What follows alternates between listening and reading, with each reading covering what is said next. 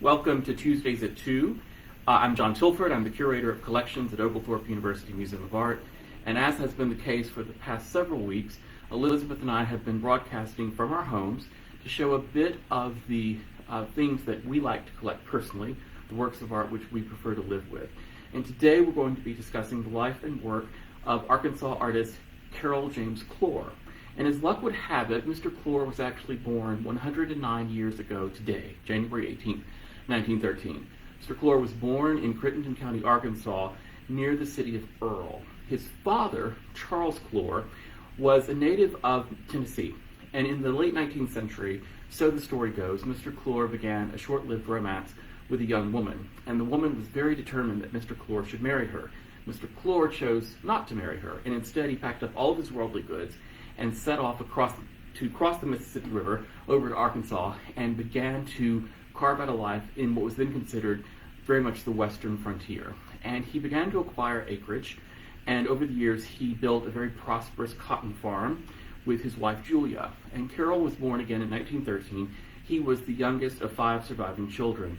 And Mr. Cloar, Carroll Cloar, was a sickly child and often was confined to his bed. They would take him to the hot springs in Arkansas for medicinal therapy.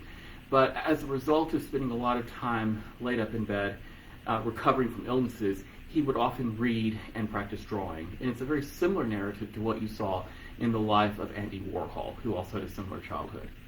And so when Mr. Cloar was 17, his parents both died within close proximity to one another, and he suddenly inherited 20% of the family farm, which was quite a vast holding of real estate and land and farm production. And so he decided to go to Tennessee to pursue a college degree at what was then called Southwestern College. Today we know it as Rhodes College. And he took a bachelor's degree in English. He also studied for a while at the Memphis College of Art. And he was already winning prizes for his artistic abilities, even as a high school student. And so he kept moving in this direction of artistic development. And after he finished his bachelor's degree at Southwestern College and studied for a bit at Memphis College of Art, he went to New York to study at the famous Art Students League, like so many artists of his day. And he was beginning to experience something akin to artistic block. And so he wrote to relatives back in Arkansas and asked if they would send him a box of old family photographs of his ancestors and relatives. And they did this.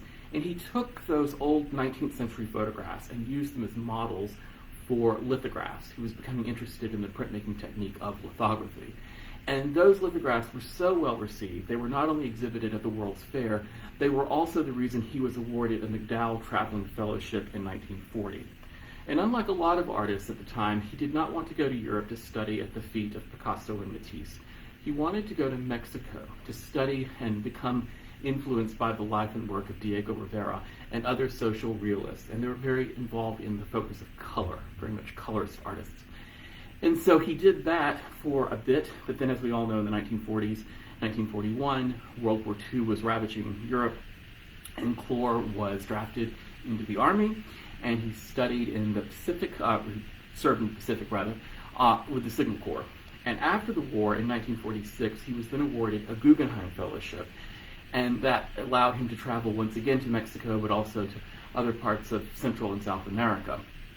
And he really enjoyed that time and was very productive, and then returned to New York, had a number of very successful exhibitions, and was being bought by major collectors such as the Rockefellers and the Hirshhorns, and major museums like the Whitney and the Metropolitan were buying his work as a young artist. So he really was off with a bang.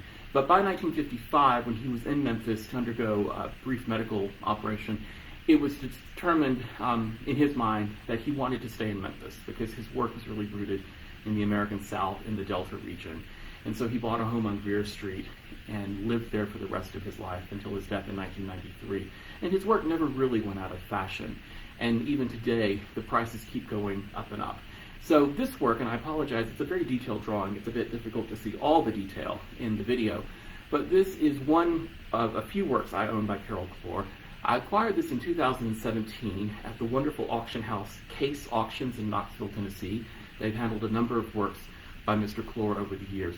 And this particular work was formerly owned by Dr. Benjamin Caldwell, who was a brilliant Tennessee physician, but also a very important collector of Southern decorative and fine arts. And so this was from Caldwell's collection. And it came up at auction at a time when we had just sold the last remaining acreage of our family farm back in Tennessee, and I thought it was extremely appropriate that I use some of those funds to buy a Carroll Cloar. And so this work dates to 1981. It is one of two studies that we know of for the painting entitled Mary Louise, and it shows this wonderful, beautiful Southern woman in a landscape of marsh and lotus flowers. And it's very ethereal, very dreamlike. And Cloar was best known for capturing a very fleeting way of life of the rural American South that was already disappearing before he even began to paint it. So I hope you've enjoyed learning a little bit about the life and work of Carroll Cloar, and please tune in again next time, same place, Tuesday at 2, where Elizabeth Peterson will be discussing further works from her personal collection. Thank you.